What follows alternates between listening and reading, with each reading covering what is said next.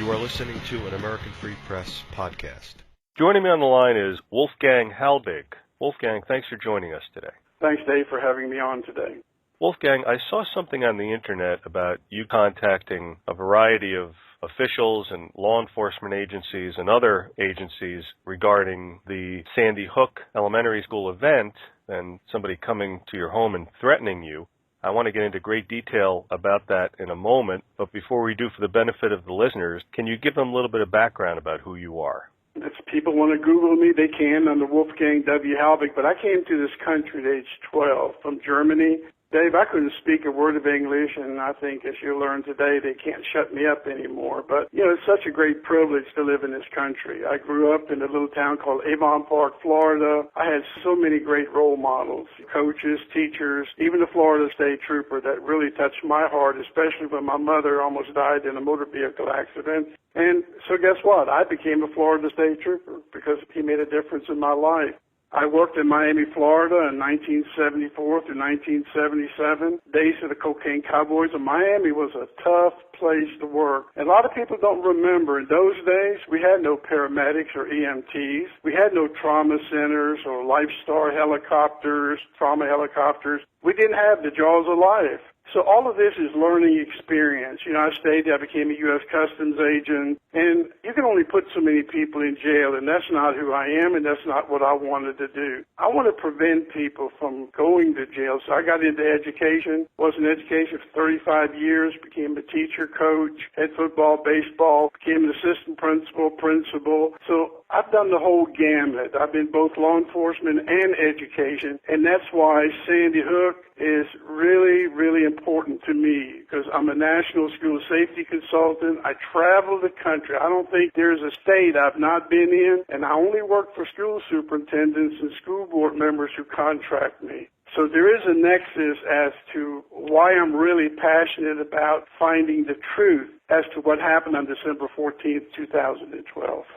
Definitely somebody who has been lived, and is continuing to live the American dream. I have two sons and I have two granddaughters. I cannot tell you how privileged I am. It's not a right. I am privileged.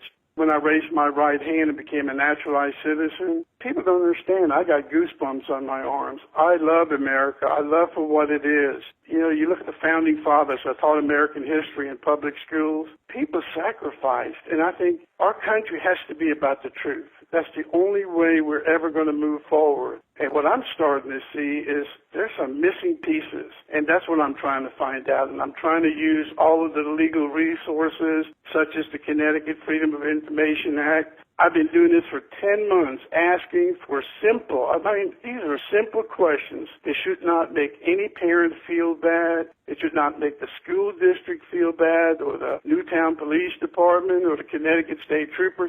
Simple questions, and for 10 months, they have refused to respond to any of my Connecticut Freedom of Information requests. Well, let's go back to December 14th, 2012.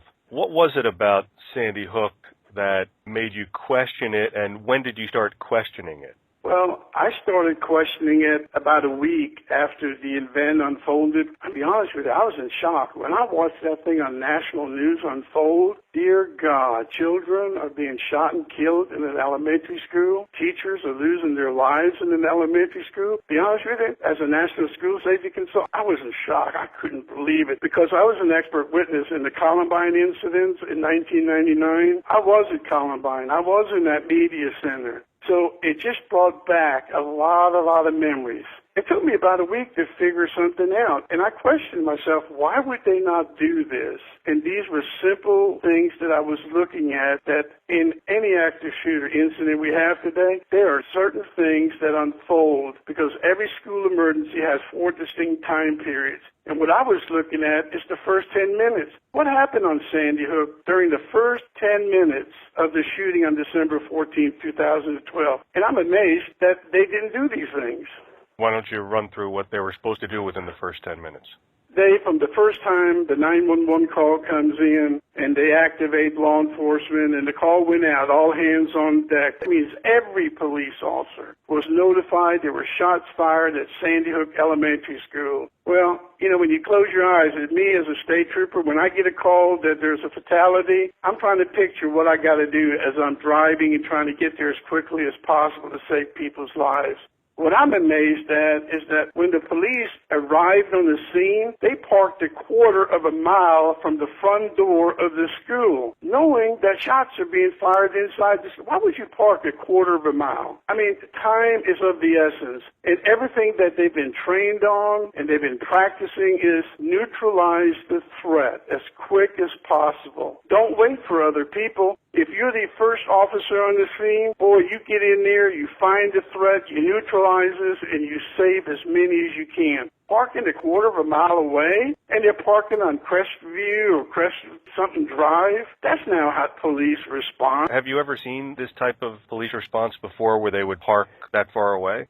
Let me tell you something. I thought Columbine was bad on how we responded in trying to save children and teachers' lives then. And you know what I liked about Columbine? Law enforcement, Dave, actually came out and said, hey, we did bad. We were wrong. We should not have sat back and waited 3 hours before we entered the school. Because remember, that was a hostage situation. Law enforcement, for the first time, and even medical services said, we should have done better. We should have got in there quicker. We should have neutralized the threat. So the new protocols out of Columbine tells us today that the first unit arriving on the scene, you take action. You don't wait for your other friends to show up to help neutralize the threat. It's an active shooter event, and they know how to do it. It just didn't happen at Sandy Hook. Because I read the document that you sent over to me, there are a lot more anomalies here. Oh, many. What shocked me, and I'm sure that a lot of people feel the same way, and they want to find out, how can this be? When you were requesting some information that somebody actually paid you a visit, can you, for the listeners, lead up to how that visit occurred? What were you in the process of doing that really precipitated those people to come and pay you a visit before we even get to what they actually wanted from you?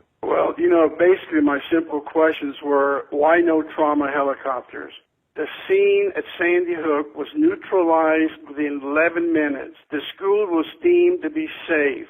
Well, think about it. You got 20 children, 6 staff members who supposed to have been shot. They're seriously injured. Where's the trauma helicopters? Those are the quickest and the best medical services that any child or any school staff member can receive. And no trauma helicopters were ever requested. The next thing, why would you not let your paramedics and EMTs, who are just 500 yards down the road from the Sandy Hook Volunteer Fire Department, why would you not let them go inside the building to treat those that are injured or severely shot, maybe clinging to life? Who declared all those 26 people dead within the first 11 minutes? Connecticut law states that only a doctor can declare them dead. Legally dead. And so these are things that I was asking for. Who, when, why, and I think the next thing I know is I've got 2 homicide investigators from the Lake County Sheriff's Office where I live, and I'm well known in the community. I was the Director of Risk Management for the local school district. I've been the Director for School Safety for a school district of 65. People know me. Here I've got 2 law enforcement officers, homicide investigators walking up to my door in my house, ring my bell, and they're telling me that they need to talk to me. I said, sure, fine, come in. They were telling me that if I don't stop asking questions about the Sandy Hook school shooting, that the Connecticut State Police is going to file charges, felony charges against me for harassment. And I looked at them, and to be honest with you, Dave, you talk about a threat. They're trying to intimidate me. And here I am. I'm a former law enforcement officer, both state and federal. I followed the legal guidelines of the Connecticut State Freedom of Information Act, and they're threatening me and intimidating me to stop asking questions. Now, here's the problem, and that's what even got me fired up even more when they started bringing people to my house. Let's go back a little bit here. Who did you actually contact? You remember the individuals and organizations that you actually contacted to request the information? Oh, absolutely. The first thing you do is you start with the Newtown Public Schools. When did you start this? I probably started 2 months after the incident. I mean, I've got all the records and copies of every email, every request I ever made. And Dave, I did it very politely. I always thanked them for their help. Please, I'm just trying to solve a puzzle. Because every crime, Dave, every crime, and your law enforcement friends will tell you this, every homicide, every crime is a puzzle. And it's very easy to put together. You got to have the pieces. It's not what people think. It's not misdirection. A puzzle is a piece, and it has to fit into another piece. And you don't go forward till you match everything up. And Sandy Hook, it's a puzzle. But guess what? The pieces don't fit, Dave. The pieces will not fit. And I'm going to tell you why. Why in the world? Never have I ever heard of this. Why would the FBI out of New Haven, why would the FBI classify the Sandy Hook investigative report on the shooting? Why would you classify something like that? Has that ever been done before? Never. Even Columbine, even Virginia Tech, Bethel, Alaska, Jonesboro. I mean, I can name them over. I can tell you all the shootings. Never has an FBI agency ever classified a investigative report on a school shooting. And you know what? You know this, Dave. I promise you that President Obama, Attorney General Eric Holder, and former Director of the FBI, Robert Mueller, I promise you they had their report in their hands within 72 hours of that shooting. Why did they make all the parents, why did they make America wait 11 months to give us this report, which is so much misinformation and misdirection? Dave, I mean, something is not right. And the puzzle has to be put together, and that's what I'm working on. You went to work contacting all of them. The date was approximately 2 months after, so let's just say it was middle of February approximately. February, yeah. Right. February, I started sending Connecticut Quest for Freedom of Information. When was it that these law enforcement officials from Lake County showed up on your door? What was that date? Right before Christmas. So basically you had been inquiring since February of 2013, right, and almost a whole year, and then I guess they got tired of you asking questions, yep, and so they sent these two fellas. Who were they exactly? Homicide detectives, you said? Yeah, they worked for the Lake County Sheriff's Office, and they were two homicide investigators. I got their business card.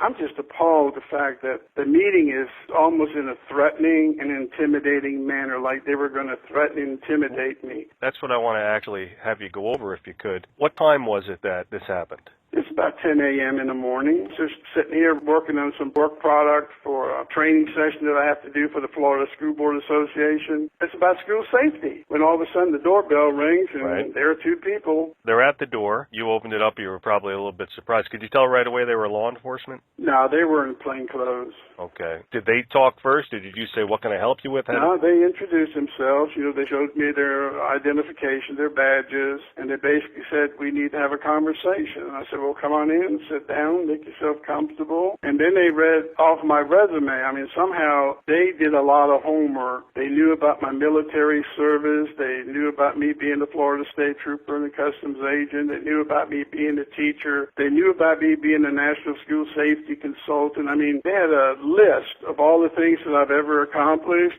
They had your dossier. Somehow they acquired it. They put it together, which is kind of a little, I guess, East German-ish. Reminds me, bad days. Exactly. Keeping files on regular people, regular hardworking American people. They went right into reading off parts of your dossier. They went right into that, right? Yeah. And okay, they even said, hey, we thank you for your service to the military. I'm going, what are you doing? How long did this whole dossier reading take? Just a couple minutes? It was pretty lengthy. I mean, somebody did the homework. What was the next thing that happened in your Well, meeting? basically the next thing said that if I don't stop, the Connecticut State Police were going to file charges, and they recommended that I hire an attorney. And I said, there's no way in the world that I'm going to hire an attorney because I'm following the procedures of the Connecticut State Freedom of Information Act. I mean, if anybody ought to be arrested, I said, you tell those guys they ought to be arrested for failing to comply by the law of Connecticut. And I said, you can tell them right now, I will not stop. I will not stop. And that's how I ended my conversation. Mm-hmm. How long was the whole meeting? Probably about 15, 20 minutes. And you said you will not stop. Did you stand up and walk them to the door? Absolutely. So they weren't very nice to you, you're saying? I don't think they were very polite at all.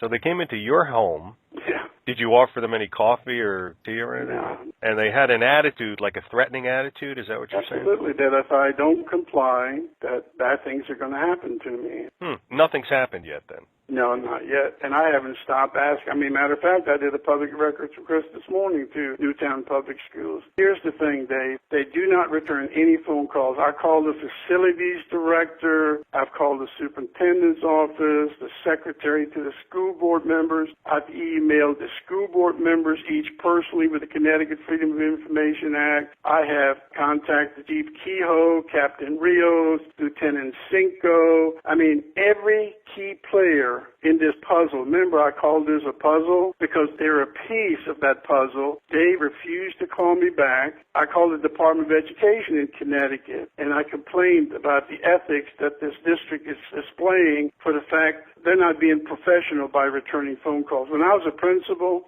and I didn't return a phone call within a reasonable amount of time, they came after me. People were really, really upset. Sure. Newtown, Connecticut, the school district, they don't return phone calls. I know what you're saying. It always amazed me and shocked me how people, not just there, but in general nowadays, they just don't have the courtesy to get back to you. Yeah, but we're an educational environment. I mean, I lived 35 years being an educator. I've always learned to be respectful. I've always learned to return phone calls in a timely manner. You know what? I may not have liked to return the phone call. I may not like talking to you, Dave, as a parent. But guess what? That's my responsibility. I had to do it, okay? These people, they don't return phone calls. The chief of police, forget it. Captain Rios, forget it. Paul Vance, forget it. He doesn't have a clue. They just don't return phone calls. From everything that you've seen and heard, what do you suspect about Sandy Hook?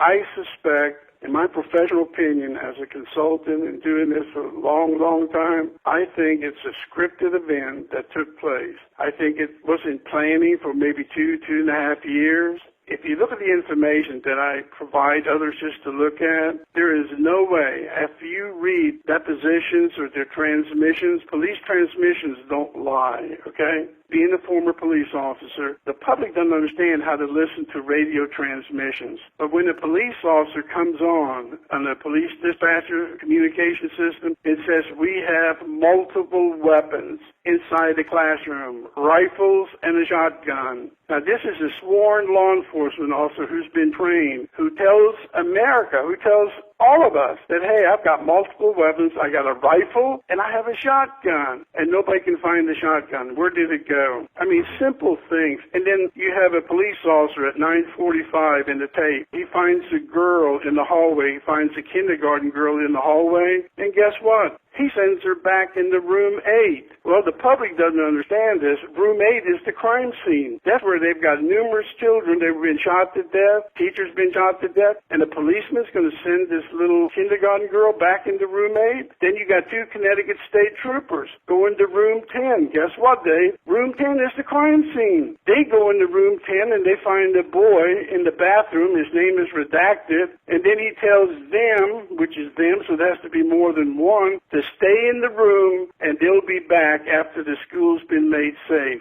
Dave, they're going to leave those kids in that room with all those dead bodies and people injured, teacher dead? That is not police protocol. That's just not how we work in law enforcement. And you know what? Until they explain that to me, I'm not stopping. That's cool. Do you believe that children were killed? No. You know what? That was hard for me just to say, but when you look in totality, and I'm going to say this to you, Dave. Do you have children, Dave? I have 3 sons. Can I tell you what, Dave? If something were that to happen, God hope never happens to any of us, okay? But let's say we have a child that's been shot and killed in the school, and they're at the morgue. Just like, remember I was a state trooper, I had to take many, many people to the morgue. And I'll tell you what, I know what tears look like. I know what pain looks like. I did it for 3 years. I cannot believe that parents of those children who died or loved ones would not want to see their own child. I can't believe that the medical examiner did not allow the parents to view the bodies of their own children. I, as a parent, I want to touch the hand of my son or daughter. I want to hug him. I don't care how many bullet holes they have in him. Right. I am going to touch my child. Don't you dare give me a picture or show me a picture of my child. I'm going to touch my child. That is unheard of, Dave. Yeah, that is unheard of. You as a parent, you would kick the door down. Oh, of course. course. They couldn't stop me. Well, how do we sit back as a society and accept that to be a fact? It's part of the puzzle, and it doesn't fit. Did you get any documents at all? No, absolutely nothing. What are you basing all of your theories off of? Think about the questions that I'm asking, okay? One, they should have responded. How simple is this? I called Lifestar, which is the trauma services out of Danbury. I did my homework. They said, Mr. Halbig, we were never requested on that morning, okay? We were shocked and surprised. We were ready. We thought we were going to go to Sandy Hook. They had helicopters ready to go, but they were never asked. And so here's my premise. My premise is, Dave, it wasn't anybody there to be treated. Where was the ambulances? Why did it take an hour and a half, supposedly, for somebody to be transported to Danbury Hospital? And here's the one that really gets me, being a police officer. You have a Lieutenant Cinco for the Newtown Police Department. Now, this is a guy with 24 years of experience. On that morning, he's happening to be working an off-duty detail at a construction site, maybe a mile and a half from Sandy Hook School, and the call goes out, all hands on deck, which means everybody. He refuses to leave his off-duty work for 2.5 hours, and then he shows up. Why would you not, as a police officer, break away and go to that school to neutralize the threat? Because he knew something's not right. There are so many discrepancies. Remember, it's simply a puzzle. A simple puzzle because guess what? Based on the Connecticut State Police report, you have one shooter, supposedly Adam Lanza. Number 2, he shot his way in the front door. Number 3, he fired 153 rounds because of the shell casing. Number 4, we've got 6 bodies. Number 5, we got a black Honda Civic parked out in front with all 4 car doors open with a shotgun supposedly in the front seat. Who shut the doors? Who took the shotgun and put it in the trunk? You're tampering with a crime scene. You don't touch things. It's a crime scene. There are so many discrepancies. And you know what? Nobody wants to answer the questions. Where are you going to go from here? You're going to keep doing it? Well, I think the next thing I'm going to do is right now I'm going to try to raise a lot of money, some funds.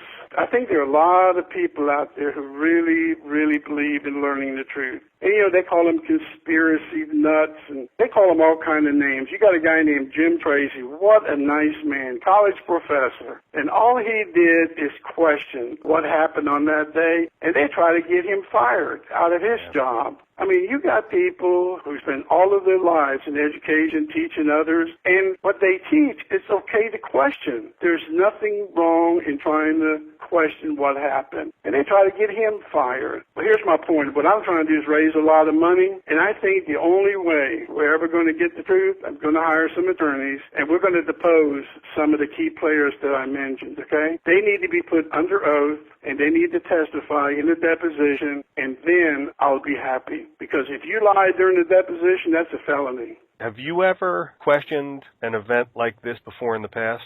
Never. I was an expert witness in Bethel, Alaska. Principal got shot in the face. 9th grader got shot. Jonesboro, Arkansas. Middle school kids. I was an expert witness there. Columbine. I was there. Never, ever did I question police or the authority as to response and how they managed the incident. I trust them. The system has to be trustworthy. We have to know that we protect our children and that parents have a right to know. And it's not just the parents there. I think all of us in America has a right to know. Because Sandy Hook, if it's done one thing to this nation, it's raised the level of panic and fear in every public, private, and parochial school. We have now school districts overreacting because of Sandy Hook. And we don't know if that's even a true incident that happened. We have panic and fear running amok across this country. You're convinced that you're not going to get anywhere with your Freedom of Information Act request, right? Well, it hasn't worked for 10 months. The next thing in law is that you file civil lawsuits against the school district, police department, and then you start deposing people, Dave. The only way you're ever going to get the truth is by getting them to raise their right hand. Because if you lie in a deposition and if you're caught in that lie, there's a lot of things that you can lose. You can go to jail and you can lose your retirement. And I think that's what's happening is they're counting on nobody's ever going to do this. Well, obviously no one else is doing it except for you to this degree, but have you ever been to Newtown, Connecticut? Not yet. Are you planning on going there? Yeah, I'll probably be there next month. Do you think that you'd be able to uncover some things actually being on the ground in the field, as it were? Well, since they tore down the school, that's another one, tearing down Sandy Hook Elementary School. Remember I told you I was in the media center at Columbine? Right. I saw the blood. I saw the crime scene. Dave, you would not believe how ugly. The body fluids, the blood, the brain matter. I mean, it was everywhere, okay? They didn't tear down Columbine. They rebuilt it. They renovated it. They made it as nice as possible. One of the things that I asked from the Newtown Public Schools, what environmental company did you contract to come in to remove all the biohazards, such blood, bodily fluids, brain matter? You know what they said to me on the phone when they did answer? Well, it wasn't really the person I was looking for. They said, what are you talking about? Can you imagine? That's 45 to 60 gallons of blood with 26 people. That's a lot of blood. That is a lot. Stained carpet, blood splattered everywhere on the furniture. Who cleaned it up? Dave, think about this and to your listeners. What is wrong with just saying what the company's name is and when did they come and do it and what was the cost of the project? How simple is that? It's not going to offend anybody. It's not going to hurt anybody's feelings. It shows that you were responsible and you did all the right things. They won't even tell you that. I asked a question in the Connecticut Freedom of Information Act. Who installed the security system at Sandy Hook? Just give me the name, the contractor, the cost of the project, who paid for it. I don't want to know where the cameras are. I don't want to put anybody at risk. They won't even give me the name of who the person they hired to put in the system. Wow. And they cite that if they give me the name, it would put all the children at risk. How is that putting the children at risk? I'm just asking for the contractor's name and the cost of the project. And I even put in there big bold letters. I do not want to know where the cameras are, just the cost of the project. When was it done? Now, how simple is that? That's public record. It's taxpayer dollars, Dave. It seems like there's a cover-up here. Would you say that? Absolutely. And I will say it is, because when you refuse to respond to simple requests, something is not right. Every one of the questions that I ask on your program today, guess what? Shouldn't they be responded to? I mean, they're very simple questions. Dave, who declared 26 people dead within 11 minutes? Especially when Connecticut state law says only a doctor can do that. And my favorite one is the registered nurse, Sally Cox. They didn't find her for 4 hours in the front office. They had SWAT team after SWAT team after SWAT team. Now you're going to tell me that you can't find the secretary and the registered nurse in the front office after 4 hours? She's in the closet? You've got to be kidding me. Is that how we function as a SWAT team? And then when they bring her out, they tell a registered nurse to cover her eyes because they don't want her to see the blood. What do you think registered nurses do? There's too many question marks here. They're puzzles. It's not a hoax. I think it's an elaborate plan over 2 years. I think somebody did a great job planning this event. When do you ever see a big traffic sign that says everyone must sign in the morning of one of the worst shootings ever? You got a big old traffic sign flashing, everyone must sign in. What the hell is that about? We don't do that. We didn't do that at Columbine. We didn't do that in all the other tragic shootings. Porta potties within 3 hours. Boy, somebody is efficient. That's the last thing you're thinking about is porta potties. The thing that you and I are talking about this morning, they should never offend any parent if this event truly happened. I'm very sensitive. I don't want to offend anybody. But these are simple questions that we as homicide investigators, we need to know and we should know. And every police agency across the country should know. Yeah, of course they shouldn't be offended because here's a former law enforcement professional who was shocked by the fact that these protocols were not followed. So all you're doing is going by instinct. So yeah, I don't see why anybody would be offended. They shouldn't be. You're just asking some questions.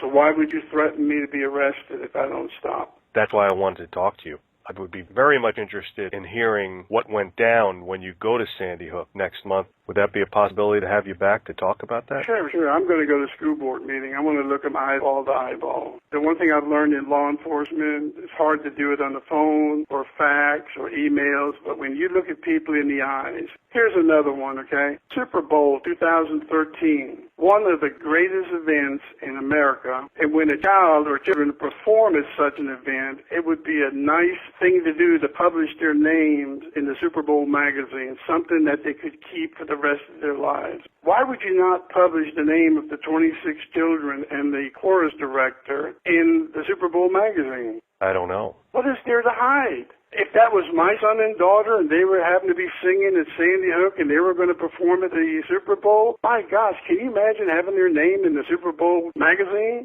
No, of course you'd want something that they would have for the rest of their life, when they're 30, 40, to tell their children, look, I got to sing at the Super Bowl. What is the cover-up? Why would you not give out the names?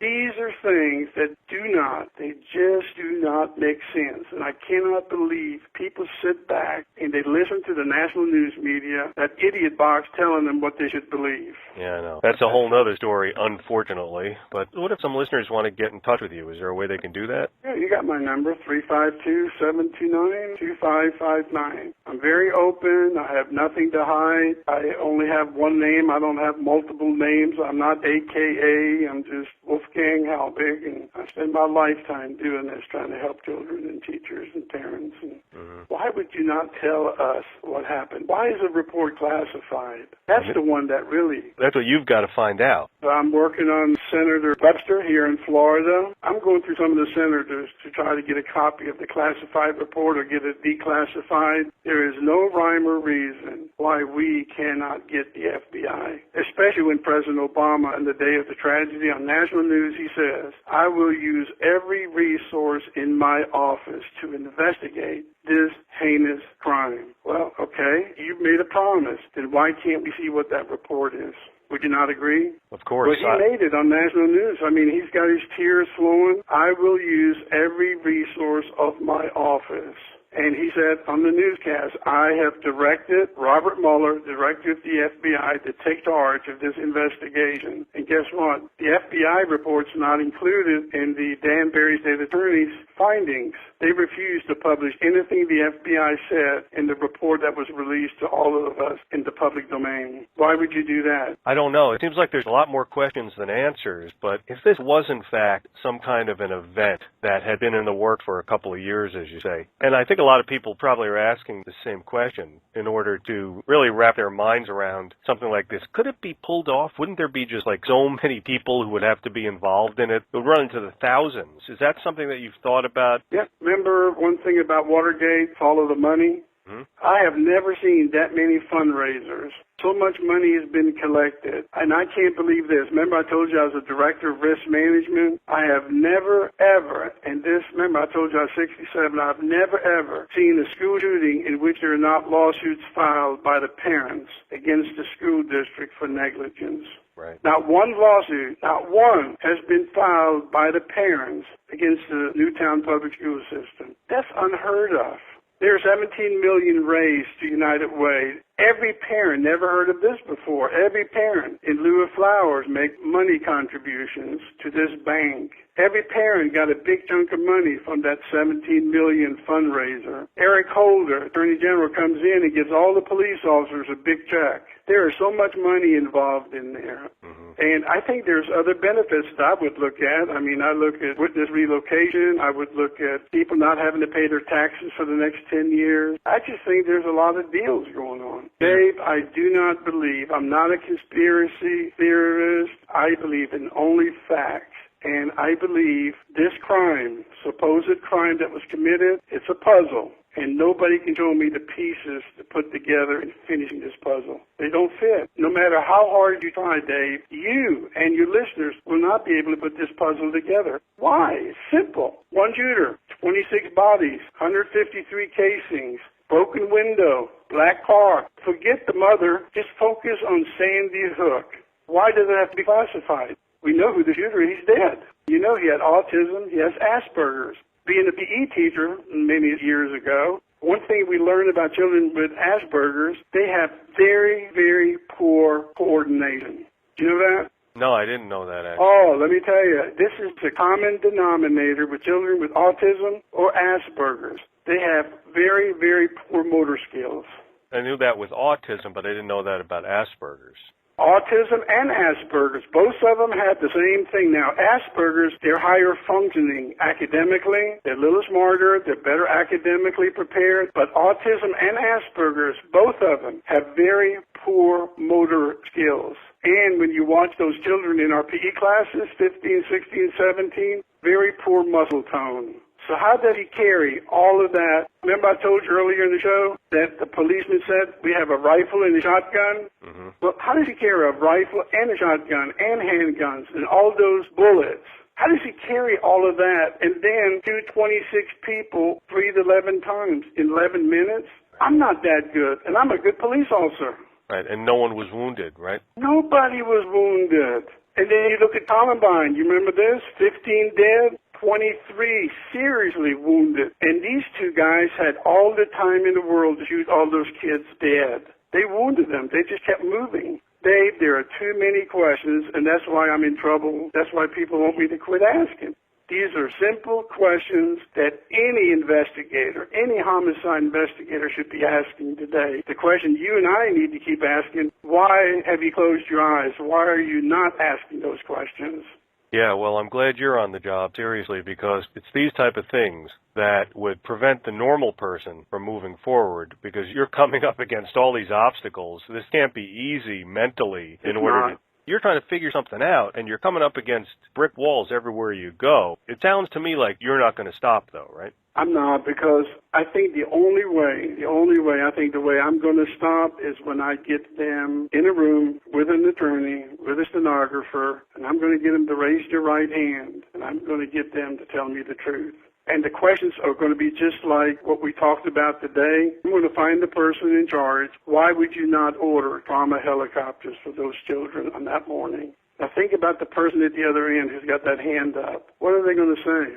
Then I'm going to find the person who should allow those paramedics and EMTs inside the school to treat those children and maybe save some lives. I'm going to find the person and find out, why did you not let him in? I'm just going to find out who made the decision that these bodies are legally dead. Who made that decision? Dave, that's the only way that we will ever find the truth of what happened on Sandy Hook. If this conspiracy goes all the way up to the White House, which of course there's a possibility that it does. I don't like to discount anything. I like to keep my mind open to everything, which is a rarity I've found in life, as you've found out, I'm sure. But if this does go up to these highest levels, don't you think that if they do know that you're going to want to pursue this to the very end, don't you think that possibly your life might be in danger right now or in the very near future? Dave, I'm 67 years old. I've had a great life. I've met so many wonderful people. I think I've lived my life as a U.S. citizen should, having the privilege of being a U.S. citizen. I think I've done many good things.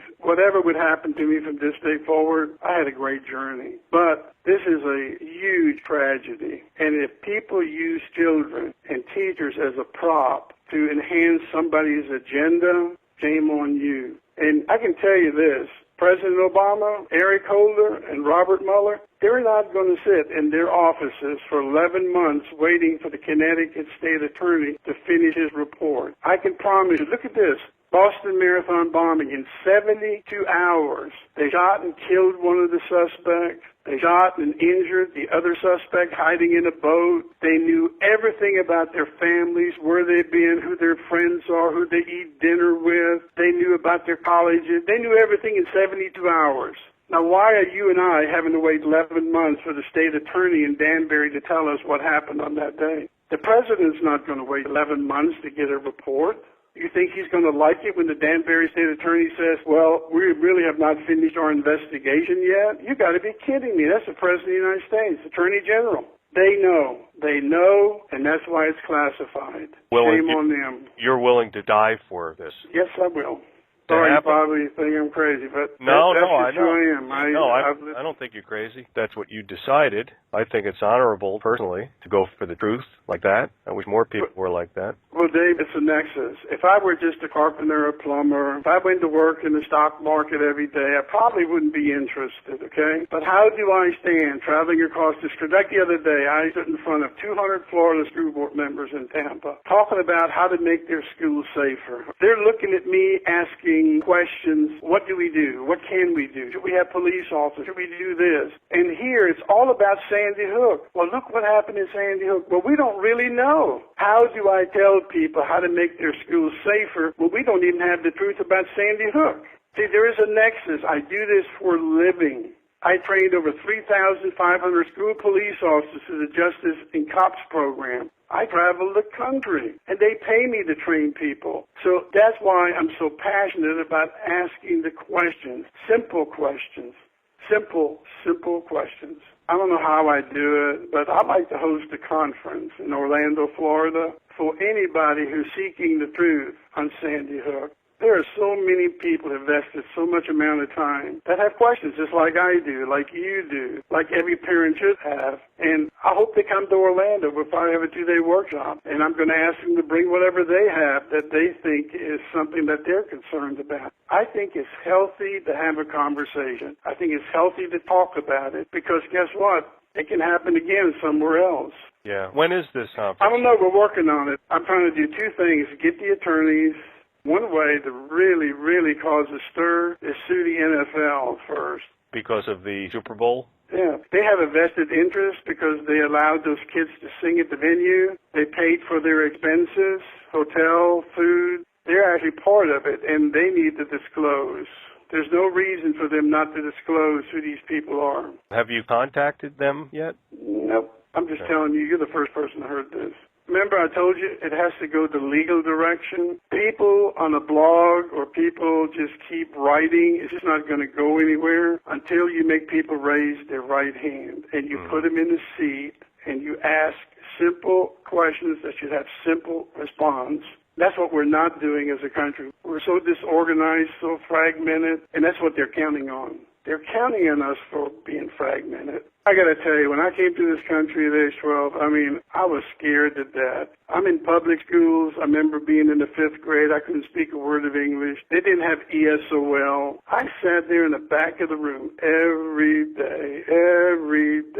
And eventually I got a scholarship to play football out in Texas, and it sort of changed my life. Athletics changed my life. So, it's just something I give back. Yeah. My wife always says you talk too honestly. You need to speak politically correct. I don't think so. Well, politicians speak politically correct. But Dave, when I'm a state trooper, think about 1974. Remember I told you, no EMTs, no paramedics, no jaws of life. When you come to some of the most horrific accidents, all you have is a crowbar and a hammer and a chisel. You have a first aid kit. Who are you going to call to help you save your life? There ain't nobody you can call. It's you. These young police officers don't remember what those days were like. They look at today, they call it paramedic, they call it trauma helicopters. They just do the police reports. They don't touch the bodies anymore, okay? We didn't have rubber gloves. Remember I said I paid my dues?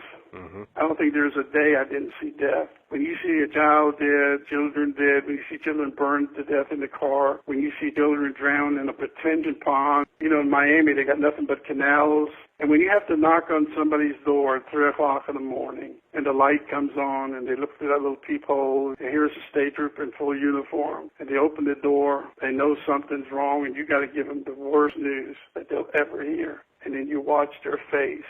Their heart just stops. They hug you, they cry on you, and then you got to take them in your car, take them to the morgue. You got to identify the bodies, and guess what? They grab the body, they grab those hands, they kiss them on the forehead. Yeah, yeah, of course. But see, that's why everything has a nexus. Why would the medical examiner not allow the parents? It's bothering you, and that's why you're going to get to the bottom of it, I hope. Well, I just know you. I know you as a dad. If your child was in that morgue, I know what you'd want to do. I know what your wife would want to do. Oh, yeah, of course. Like I said, they couldn't stop me. Then how did they stop them? They'd have to shoot me. You'd have to shoot me. I'm telling you, you'd have to shoot me. Right. I don't care how ugly. I don't care how bad it is. I am going to be with my child. Wolfgang Halbig, I want to thank you so much for the time you spent explaining all this to the listeners. Thank you for doing what you're doing, because no matter what, you're looking for the truth. And no matter what, people should respect others who do look for the truth, who do look for clarification. And I want to tip my hat to you for doing that. And I'm really looking forward to talking to you when anything significant happens or when you get back from Newtown, Connecticut. I appreciate you giving me the opportunity to visit with you and have this conversation today.